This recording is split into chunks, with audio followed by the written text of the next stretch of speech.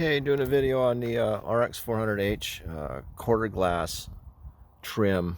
A lot of these fall off because they had inadequate adhesive from the factory, so I was lucky enough to find a set in the boneyard. So what I did, I used a 3M adhesive, car trim adhesive, automotive adhesive, to glue it to the rubber frame here. It's a rubber frame that this sits on, and I cleaned it with alcohol first, but that's not good enough.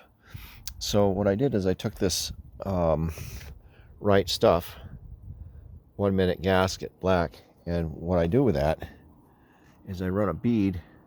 You can see it up in there, because what you don't want, I don't want water getting up inside there, and then it'll freeze and it'll pop this off. And then I run a bead up here. So you run a real thin amount, make sure you push it into the crack, right? And then you got to wipe it down with a bazillion paper towels to clean it back off. And then, now I didn't do you don't want to do the bottom. So if you look at this, I didn't do the bottom down here, because I didn't want, if any water gets in there, you want it to drain out through the bottom, right?